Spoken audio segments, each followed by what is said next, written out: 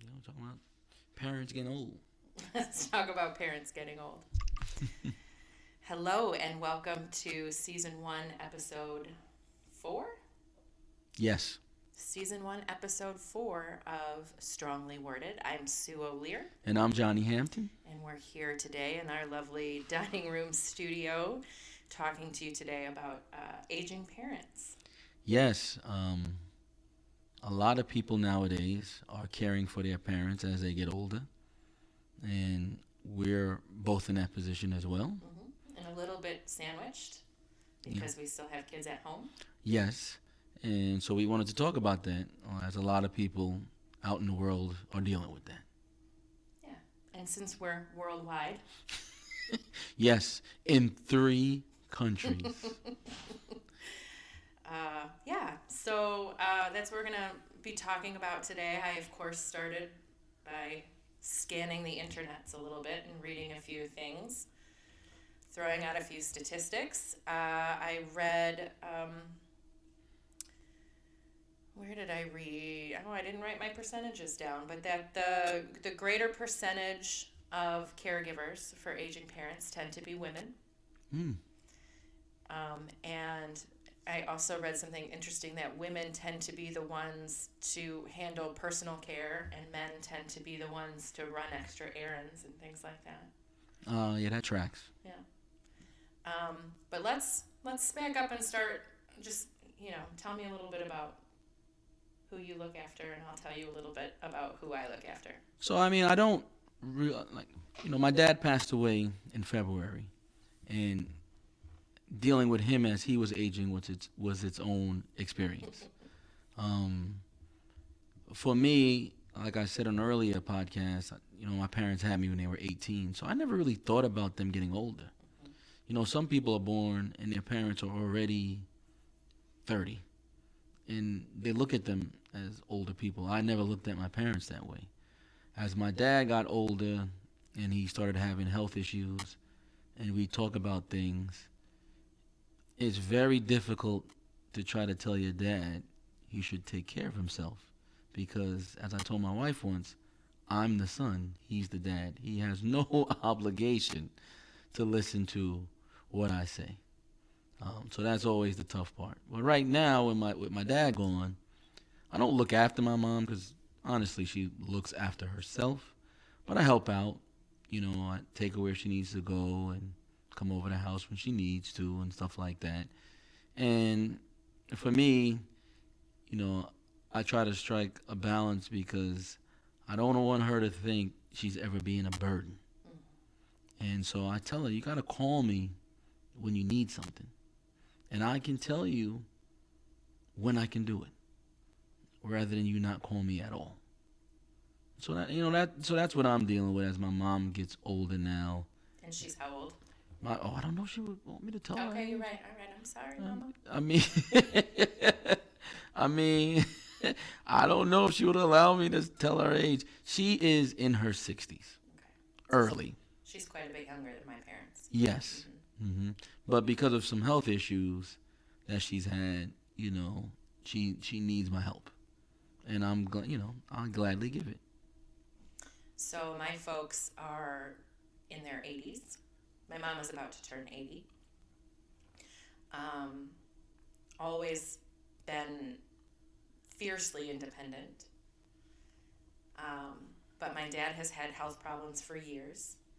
When I was a baby, he had cancer, and all of the treatments that saved his life in the 70s have kind of weakened a lot of his insides now. So a lot of his health problems stem from that. He got many, many, many healthy, awesome years, right? But I guess the side of some of those treatments you don't see are those long-term effects. Um, and then they've had some other things, some family things happen in the last few years that also have kind of sped up the aging process. That's another story for another podcast. And so um, we came down here to Florida about 3 years ago for a lot of reasons. But a very big one was to be closer to help look after my mom and dad. I have a brother and his family that also live here in Florida that also do a lot to help be there for my mom and dad.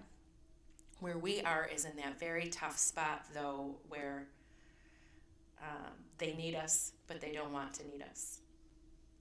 And my mom is the same. Mm-hmm. You know, sometimes I'll go over there and I'll see something. I say, well, why didn't you call me? Well, I don't want to bother you. Mm-hmm. And it's not a bother. To me, you know, it's just paying back all the things you've given me. Absolutely. So, always how I look at it. You know, so if I have to be there and if I have to come straight from work and do something for you, then I'm going to do it. Mm-hmm. You know, you don't have to feel like you're some kind of burden, because you're not. Right. But it's tough, especially when you have someone who's like my mom. Although she doesn't drive because we're from New York, she never had to. Okay, she's always been independent. She's always worked, had her own money, went where she wanted to go. You know, all those kinds of things. So I know for her, even depending on me like that is new. Mm-hmm. You know, especially without her husband anymore. Mm-hmm. And you're right. It's tough when they need you and don't want to need you. Mm-hmm. That's a good way to put it. Yeah, my oldest brother, I am the youngest of four. And my oldest brother is the one that lives here in Florida and his family. And we were just talking the other day, just a couple of days ago, about how he had mom and dad when they were younger. This is the part my parents probably wouldn't want me to say, but my mom was 18 when she had him. And I think 33 when she had me. So it was really tough for him in the beginning to conceptualize my parents at this part in their lives, because they were the young ones. I totally understand that. You don't think about that far down the line. No. And you know, when you see them so young and vibrant, especially compared to other moms and dads, when they get to a certain age, you don't. It's almost a shock to the system. Mm-hmm. You know, I remember, you know, when my dad, you know, had his various illnesses, you know, to see him struggle, it was like, wow, like this is, you know, my dad was a strong, tough guy, and to see him go through those things, it was tough for him, for me to see it. Mm-hmm. Yeah. And when we talked about it, you know, that pride, that, you know, he still wanted to be the strong dad. Mm-hmm. And my dad was hugely active with the grandchildren, and they got older also, but you know, he's not as mobile as he was. He's not swinging by and picking them up, and you know, even just driving through McDonald's or whatever like he once would, and it's all just different, and it's sucky. And one thing that I did read that I thought was interesting in terms of all of this is when this kind of thing starts to happen, and sort of the kids, I don't know, in my case, I didn't come home. I mean, I moved closer to them. We lived 10 years, almost 1,000 miles apart. It can bring up old dynamics or old issues that were kind of easy to, or laid down because, you know, you perhaps we weren't together on the daily. And so you're sort of navigating that change in the dynamic of parenting your parents a little bit. That's what my dad used to say. You know, whenever we were at the gym or something, and I would scold him for eating lollipops. I'm like, you're a diabetic. You cannot be eating all these lollipops. He would turn to people and say, you know, it changes somewhere along the way. It changes. You know, my son has become my father somehow. And I'm like, no, I would just like you to live for a long time. He would get so mad, and I would say to him, I'm just trying to love you. And then he would look at me and he would say, oh, that ain't right, son. All I'm doing is trying to love you. With my parents' dynamic, my dad has been the ill one for a long time. And my mother says it much more eloquently than I do, but when you're the caregiver, you understand the illness in a different way than the patient. There's no question about that. My parents, like, my dad never got to be so ill that he needed to be taken care of. Like, he died suddenly. But he did have illnesses for a while. But he was the type of guy who masked those things. And, my parents had an old school dynamic. My mom had some health issues some years back, and my dad was going to take care of her the best he could until the end. That's just how he was. And so with them two, it was never one was really a caregiver to the other. But with my grandparents, my grandfather was sick for a while, and my grandmother took care of him, and that is 100% right.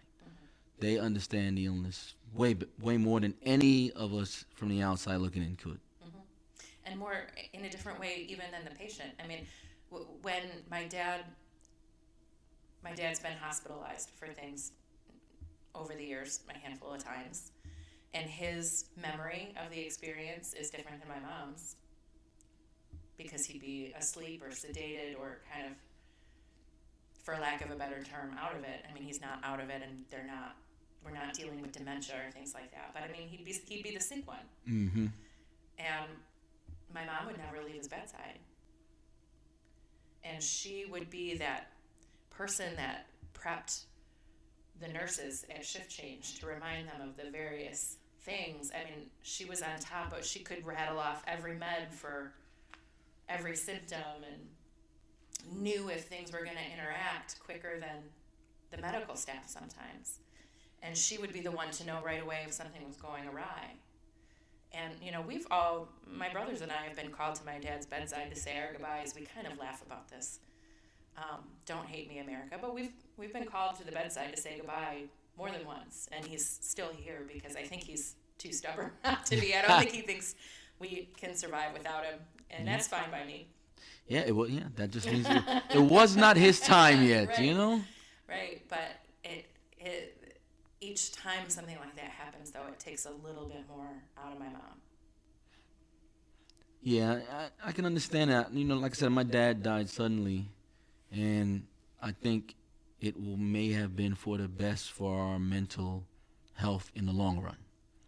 I often think about, in my quiet times, if he would have lived longer, would it have been better? Or it would have been better? What if he would have gotten sick and we would have had to see him decline? Would that have been better for us? Right, we kind of talked about that when my dad was ill recently. Yeah, maybe not. I don't know if there's any really right or wrong answer to that. From your experience, because you've been going through this for a while, you're happy to have him around, right? No matter. Yeah, so I'm absolutely happy to have him around, and I'm not ready to not have him around. But I will say this. I want him to know that we'll be okay. He's the one that's in it. My dad probably would want me to be private about a lot of the things that he's going through, which is fine. Growing old is not super dignified, but what I think he would be okay with me sharing is that he is in pain 24 hours a day. 24 hours a day. And he does have some pain management, and some works better than others. And even at 82 years old, he's very worried and conscious of not becoming dependent on the pain management, even though the rest of us are like, dude, at this point. Yeah, pop a pill, man. Pop a pill, Dad. But one thing that my brother and I talked about the other day is we just want him to know that we will be okay. Like, it's okay when he's ready to be done. It's okay. Like, we're going to be okay. I mean, he just may not be ready, though. But he's never going to be ready. Yeah, I remember my dad dealt with neuropathy. And, I can say this because he used to post about it on Facebook all the time. And he'd be in pain, couldn't sleep. And now he's not in pain anymore. So I kind of understand where you're coming from, saying, we're going to be okay. Here's a newsflash, though. There's a while to okay. For me now, it's been almost 9 months since my dad's been gone, believe it or not. Um, and today I wasn't okay. I think about your dad literally twice a day, every day, at least. Yeah. Because when I drive to work, and then when I leave work, I drive by the spot where I accepted your phone call that morning that you called me when he passed away. Oh. So there are times in your life when your phone rings and you see who it is or what time it is or whatever, and you know Something's wrong. Something's wrong immediately. And that was the first time you'd ever called me on the phone. We texted before about basketball or whatever, but that's truly the first time that you ever called me on the phone, and it was, I don't know, 8 o'clock in the morning? It was early because I didn't want it to get out. Right. People were starting to know, and there were certain people I didn't want them to find out about it on Facebook. Mm-hmm. And my first thought was something maybe it happened at school. I don't know why I would think that, but I don't know. That's what I thought first.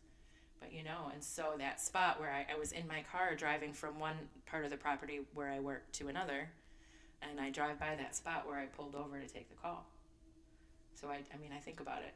I have a memory every day, and I can remember the last time I saw him at Carver. I remember our last conversation at the gym. Yeah. I think about that too. Yeah. Yeah, and it was we did have that conversation about what, I don't remember how we framed it. Not what would you prefer, but what would you prefer, to have it happen or to have it basically the conversation we were, I think, having, like, what is easier to deal with in terms of grief? That's what it was. Is it easier to deal with a parent who lingers or something that happens suddenly? I don't know. I remember with my grandfather, who's not my parent, but he is a grandparent. He lingered for a while, and that was tough on us too, because a strong man wasn't as strong as he was. Mm-hmm. However, there were still moments where he was so lucid and so great. Mm-hmm. Like when I was at a stop sign and somebody hit me in Benel, and I was telling him the story as he was bedridden because he had had a stroke, and he laughed and said, and he just hit you and ran off. So is it better to have some of those moments, even if they're fleeting, towards the end? Or is it better just to have it suddenly and you never see them get to that point? Mm-hmm. That I don't know. I don't know. Joe's mom passed away in 2016. And he had the opportunity to be with her the last couple of weeks of her life. And she was probably, she was sicker much longer than we knew. And I think that was tough for him to deal with, because it wouldn't have been burdensome to know that. And, there was a point where he was like, Ma. Hey, listen, we don't know what went on with my dad, because if he passed away, unless it's something nefarious, they're not going to do some big old autopsy. But it's very clear that he had been ill for a while too. And I knew it, but he would give me, his BS answers, and I got to accept it. Because like I said, I'm his son. What am I going to call him a liar? Right. Can't do that. So it makes you feel bad that they don't confide in you, but they don't want you to feel that heaviness, or they don't want you to pity them. And that is, that's the big thing, even when being there for your parents as they get older. They don't want you to pity them, and you constantly fighting to tell them, no, this is not pity. Mm-hmm. This is just me loving you. Being there for you like you were there for me when I was young. It reverses, like my dad says. It turns around. And so, me and my mom have this conversation a lot, And like I get busy, so I can't always get over there exactly when she wants me to and stuff like that. And so I don't want that to then deter her from calling me. Mm-hmm. I can easily say, hey, listen, I'm doing this today, but I can be there tomorrow. Or I'm doing this from 12 to 2. Can I be there at 3? Those are the things that I'm working out with her, but I just don't want her to stop calling me when she needs stuff. And she's gonna listen to this because I have set it up on her TV on Spotify, and so this is like a direct message to her. I don't want her to ever stop calling me. I will do a workaround, do what I can to make sure that she has what she needs.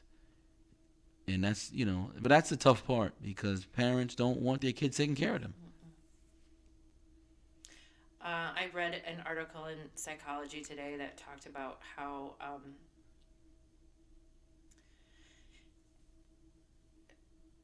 being the one in the middle, sandwiched in, taking care of the kids and helping look after the parents, kind of setting new boundaries. The children, the caregiver in the middle can find that they're feeling sort of a sense of loss for the previous relationship that was clearly defined, parent-child, have some type of, grief or some sort of feeling for the loss of that clearly delineated relationship as you try to, because there's so much to navigate. My mother has been so sharp and so on top of things for so long. Even just recently, I think it was tough for her when I went to an appointment and took the notes and asked the questions. Because a lot of times we're dealing right now with these appointments, only one of us can go in with him. Oh, yeah, COVID. Mm-hmm. And when he was hospitalized, none of us were in there with him. Twice. So to kind of step back and let me take the phone calls and take the notes and try to coordinate it all, as much as she needed the help, it also, I think, she felt a lot of different emotions too. Yeah, because she's been taking care of her man her whole life. Yeah. And none of this is because we think she can't or she's done a bad job, but it's different. I mean, I'm here now to help. And it's okay to not be able to stay on top of everything the same way you could 15 years ago. But everybody wants to be as good as they used to be. Whether it's physically, emotionally. Everyone wants to be as sharp as they used to be. Right. And I mean, I'm middle-aged. I'm not as sharp as I used to be. And I'm, from the Midwest. So. Oh, man. I mean, I'm middle-aged as well. I'm not. So Are you really? I'm not that far behind you. So if you're middle-aged, sometimes it feels like I'm the old one and you're the young urban guy. Yeah, I mean, so I understand, why your mom feels that way. I mean, these are normal things. I don't know how I'm going to be when I get older. I mean, good Lord. I mean, I try to take care of everything all the time. My wife always tells me, it's like, you want to be perfect. She told me that today. That's why you recognize when other people want to be so perfect, because you want to be perfect. So I don't know how I'm either going to, like, when I get old, I don't know how I'm going to let, my oldest child and my son take care of me. I don't know how I'm going to do that. I'm going to be so ornery. Mm-hmm. It is. It's going to be tough, right? Yeah. And, my dad has done a lot to prepare for this time of life, this phase of life, and then they had to go back into those plans and remake them due to some other things that happened. They were forced to sort of reevaluate some of the ways they're spending these golden years. Yeah. Spending them differently than what they'd hoped or anticipated. Neither one of them ever particularly want to be in a situation, I don't think, where they come live with one of us, even though that's what I hope for at some point. Listen, I remember when my dad passed, I was like, Mom, come stay with me for a couple of days. She was ready to get out of Dodge. She was not comfortable at my house. I was like, man, I'm so sorry. Right. We have a couple of those houses up and down this street where there's the house and then the house kind of in the backyard. Mm-hmm. And it's not a guest house. I mean, they're two separate residences, but one's kind of built behind the other. Mm-hmm. I don't even think my parents would want to do that. Nah. I don't even think they want to live in the front house and me in No, the back house. my parents would have never wanted to stay with me either. No, but at some time it's probably going to be inevitable. I think that. I used to joke though that my brother could have dad and I'm taking mom. You see, you got, a luxury that you have is that you have siblings. I'm an only child. So dealing with all these things and these emotions, you can't really talk to anyone else about them. As your parents get older, to explain to people, they weren't always this way. They used to be. So, everyone asks me, how is it being an only child? I'm like, when you're younger, it's great. My parents didn't spoil me. Like, we didn't have a boatload of money. But, to be able to be the only one, getting the affection and not have to worry about those things, that's awesome. When you get older, it's a little more stressful because you're it, and that doesn't mean I'm not saying, hey, I don't want to be it, but at times it can, it can get stressful because you're the only one who can deal with these things. And, I remember when my dad passed away, like I was kind of wishing I had someone else to hand some of the stuff off to. Right. Because it gets kind of burdensome when you're talking to someone on the phone, like trying to figure out some business for your mom. Oh, and you got to repeat that your dad died. You got to repeat what happened. And you're having the same conversation over and over, and you just wish you had an older brother or a younger sister to say, hey, can you just take this today? I need to lay this down today. Can you just do this? But there's also a flip side to that, is when, sibling dynamics are not always smooth sailing either. No, this is true. And there are a couple of things that we've gone through where my oldest brother and I come together in a crisis pretty well. But I have 3 older brothers, not just one, sibling dynamics are not always easy to navigate during these things, and kind of like I said earlier, old stuff comes up. Yeah, I can't really speak. Stuff develops. Yeah, I can't really speak too much about sibling dynamics because I don't have that. But I will say this: if your parents have done a good enough job parenting, all the siblings should be different. Right. So the dynamics, you know what I'm saying? So to some extent, that's a testament to your parents because because you guys all have different ways of thinking. You attack problems differently, and so in times of crisis, that probably is not the greatest thing ever, because you need to be of one mind. But because you guys are independent and you were allowed to be that, that's why that happens.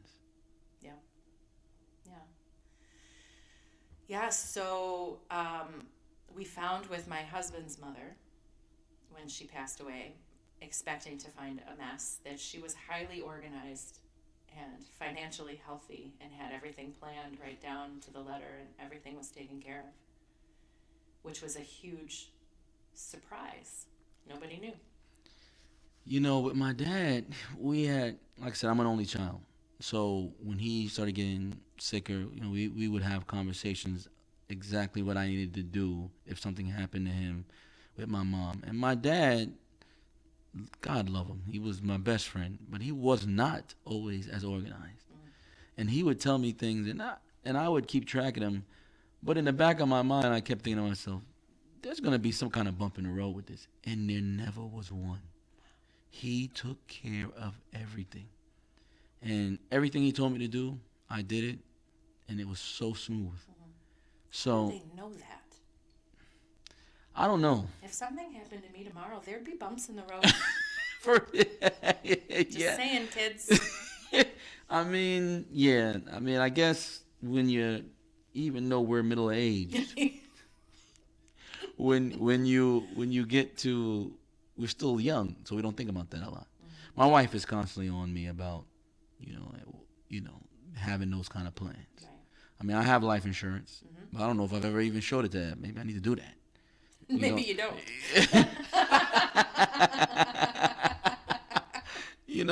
But I guess when you get to a certain age, you just automatically say, I gotta have these things in order. And that comes from a lot of things, but I think mostly it comes from love, right? Maybe Joe's mom she didn't want her kids to be dealing with a whole bunch of nonsense. Right. With my dad, it was like, I got to make sure that my wife is taken care of. And I'm going to give my son these directions. I trust that he'll do it, and she won't have any problems. Now, what I hate, and I actually had a conversation with Joe and another friend of ours, Victor, the other day. Yesterday, as a matter of fact. I told him what our podcast was going to be about today, and we started talking about our parents. And we talked about, as parents age, how some of them think that just because they've gotten older, you've gotten older, maybe their grandkids have gotten older, that, hey, if something happens to me, so be it. I got all this stuff, it's taken care of. But even if that stuff is taken care of, you still want the person around. So it's great, like my mom would give up whatever she got from my dad passing for him to be here.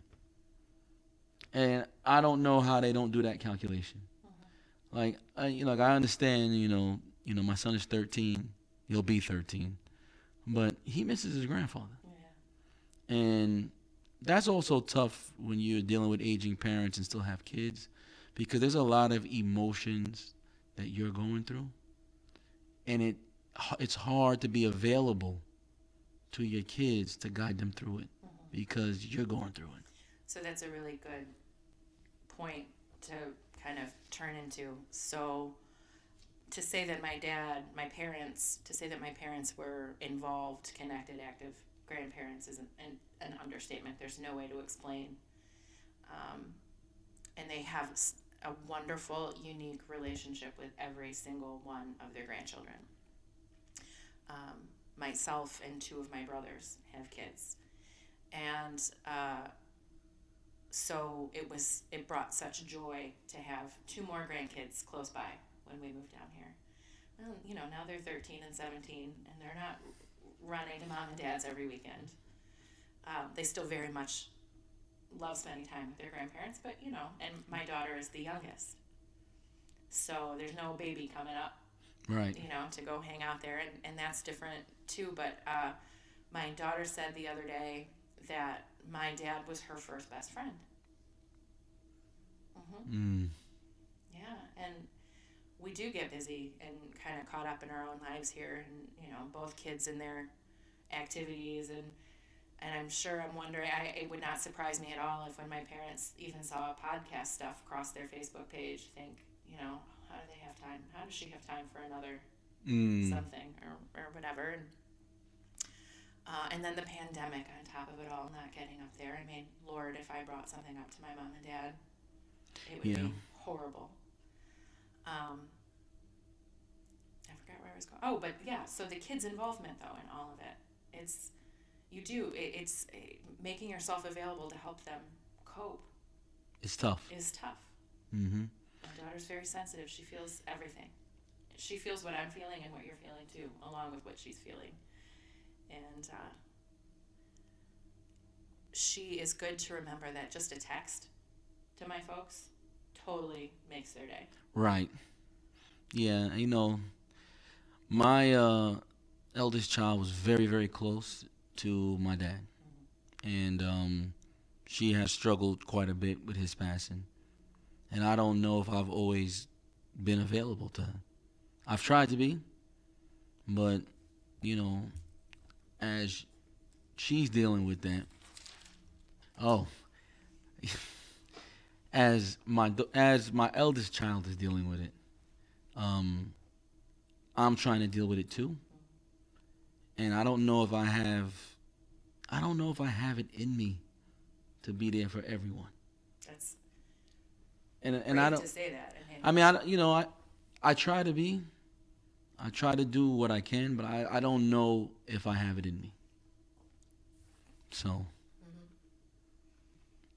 yeah, and and my son, I remember when the morning my dad passed, I had to go back and tell him because I had to leave the house. My wife went to work, and I had to go back and tell him. And I remember, I told him what happened. He kind of knew something was up because What am I doing out the house at that time? Right. And I remember I said to him, the first thing I said to him, I said, but don't worry, everything's going to be all right. And he looked at me and he choked up and he said, no, it's not. And he was right. But, in that moment, you have to be like, no, you give him a hug and, you say everything's going to be okay. Because you just don't have it in you, So that dynamic, dealing with aging parents and your kids while they're watching them age, is a tough one. Because they don't realize, like with my dad, my son still thought he was Superman. Like, you can't be wrestling with this. Got news for you. We all thought he was Superman. Like, you can't be wrestling with this dude no more. He don't. No, Grandpa said it's fine. All right, cool. I can't go against it if Grandpa says it's fine. And with my mom, because of her health issues, sometimes she has some memory issues.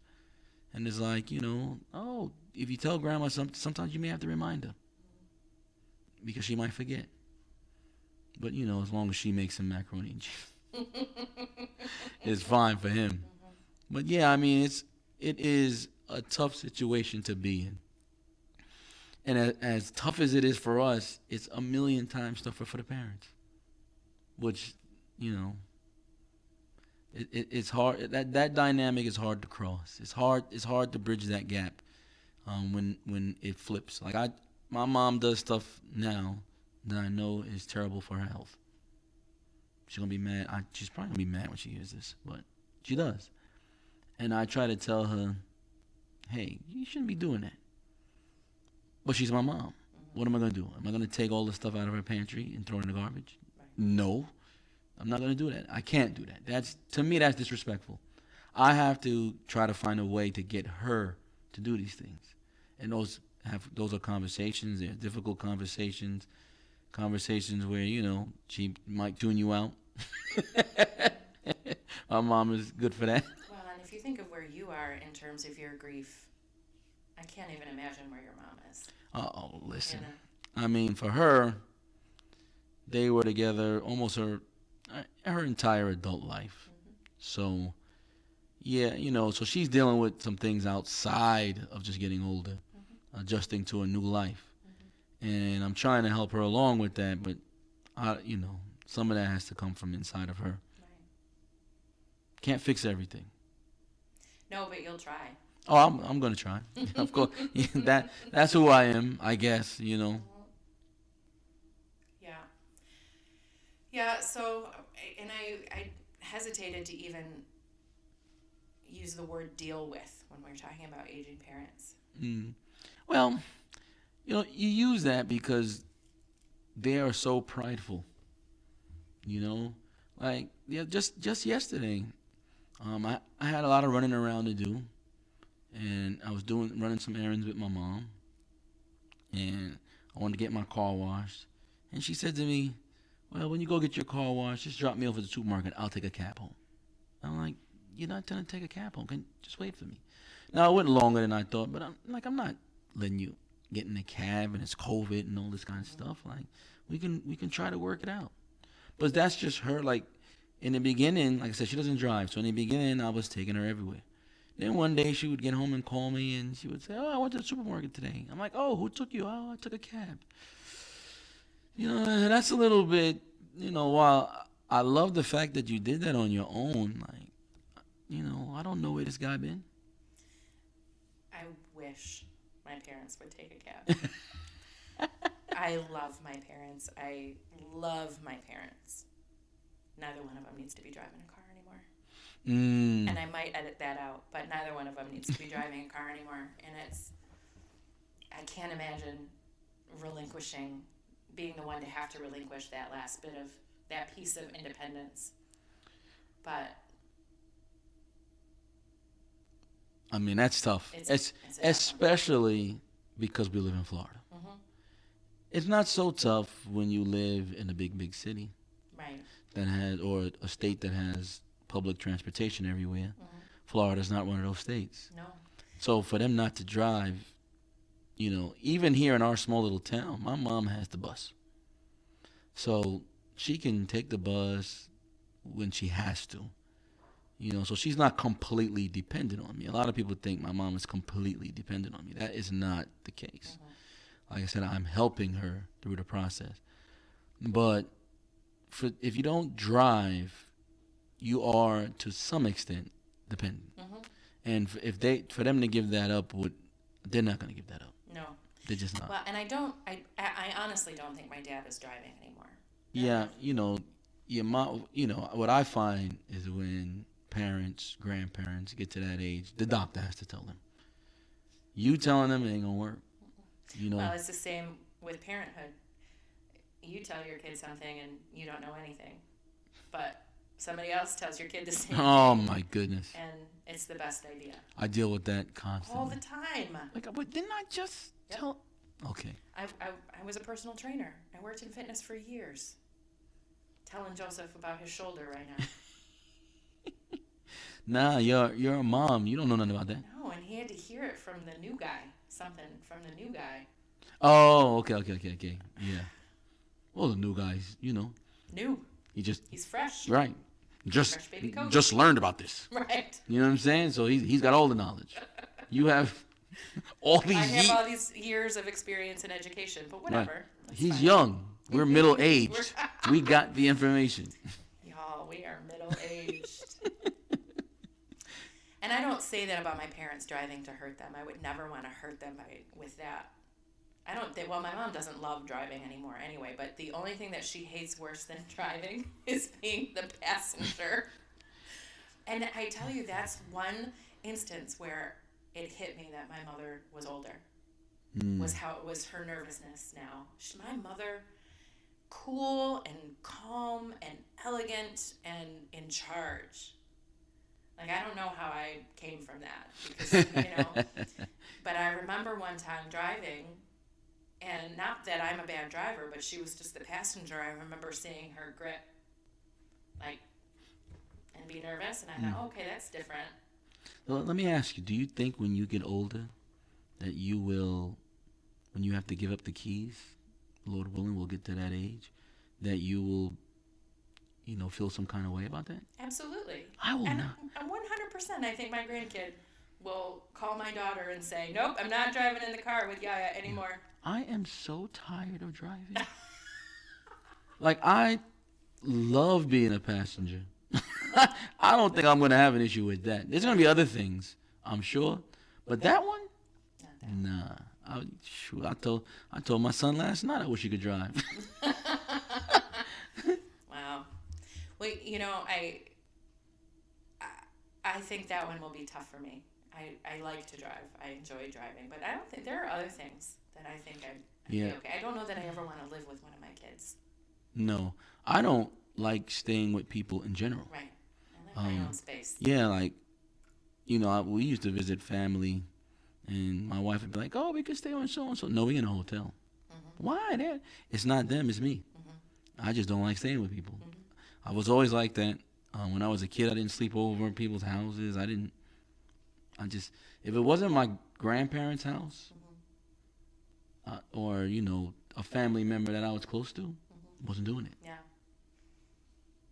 I've had to live with my parents a couple of times since reaching adulthood. Once when I was pregnant with Joseph, which was tough for a number of reasons, because this is going to sound so dumb to you, but it was hard for me to tell my parents I was pregnant, because then they had to deal with the fact that I was a grown woman who wasn't a virgin anymore. Weren't you married? Yes. It was just weird. It was just weird. Wait, do you think your parents thought that you were married? I don't think about la la la la. As open as I am with my children, I am the opposite of that with my mom and dad. Wait a minute. I don't. Wait. So I'm pregnant in my first trimester, sick. Living with Joe and I are living with them for a little while in their guest room, and the job I had allowed me to work from home some days a week before it was cool. You gotta tell me how you're finding these jobs. Well, I managed 5 different centers, so I didn't really have an office in one of them. My office was my briefcase. So if it was a day that I wasn't traveling to one of the centers, I was working at home, and my dad didn't understand that. Working at home in 1990, in 2000 just He did not compute. thought you didn't have a job. Exactly. So I'm trying not to throw up, proving that I have a job, living in my mom and dad's house with my husband. It was too much. I only had to stay with my parents once when we got married, when our house was being built. That's it. So that was tough, but because, my mom used to watch her poker games at night. They would turn over whatever the river card. She would yell, yes! Or we were trying to sleep. That's fine. But other than that, it wasn't so bad. But staying with your parents is tough. Yeah. So I think it's tough for them too. I mean, my parents, like I said, so independent, like their own space, have their own way of communicating with each other that doesn't always compute on this side of things. Like I don't. yeah, It's different than how I communicate with my husband. it's kind of like you just want your own space and your own deal. Yeah. You have a system of the way you do things, and you don't want to change that. And when you stay with your kids, first of all, staying with your kids at their house, now you got to listen to them. Right. I know. Like you got you grow up saying my house, my rules, right? And then you go to they come to your house, it's your rules. That doesn't even compute. And they probably love it. They probably love the opportunity to be like, nope, mom, my house. It's like that meme. Have you seen that meme on Facebook where like they come in, this is how I'm gonna be at my kid's house, and the mom and dad just come through the door, kick their shoes everywhere, and that's what they're thinking about. Yep.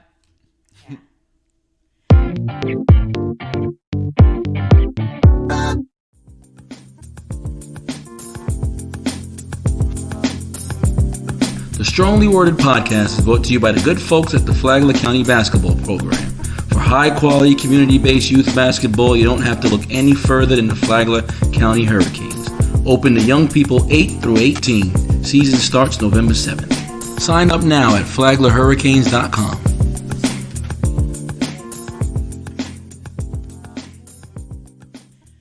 Yeah, so it is. It's something that I know we will talk about again, where we are in this middle-aged phase of our life. Yes, because as you get to be middle-aged and your parents get older, you deal with some stuff. And we're both super living it right now. And Yeah. And I wouldn't have it any other way.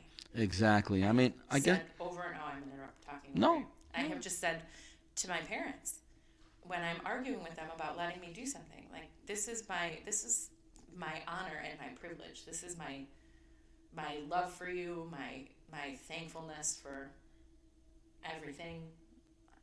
I don't want somebody else to be doing this. right, and I don't know if they get that. No. Like, I don't know if my mom gets that. Like, it's not annoying when she calls me. And not only do I want to do that, for my mom who had me at 18, put her whole life on hold, and took care of me all the way through.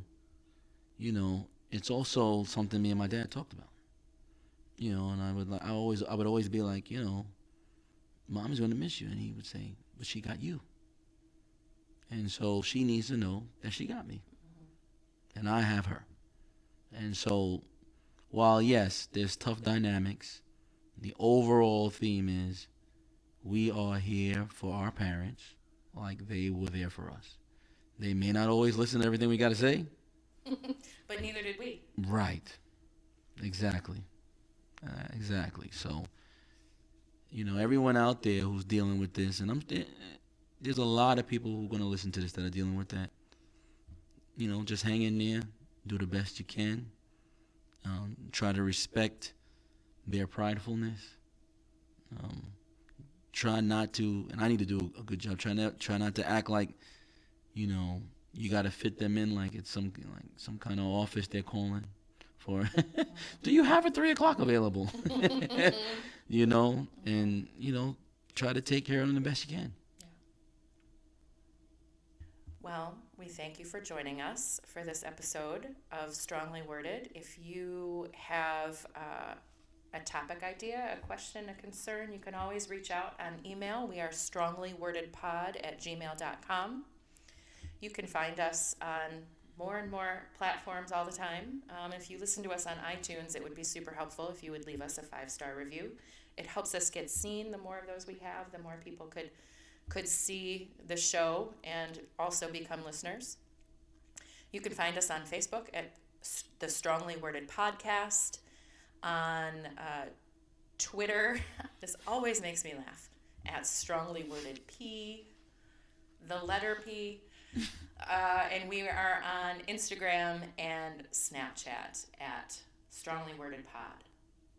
Yes, I think Instagram is strongly worded pod, but I think Snapchat is strongly _worded. Oops, I said it wrong. That's all right. Yeah. And hit up our website. It is stronglywordedpod.com. We have a blog. You can access our episodes there, but we also have a blog that we call Last Word, where we follow up and give some afterthoughts on these episodes once we upload. Yeah. Yeah. Yeah, so, we're available in a lot of places. iTunes, Spotify, Podbean, I think TuneIn. Yeah, I don't know if we're on Stitcher yet. I'll have to check that.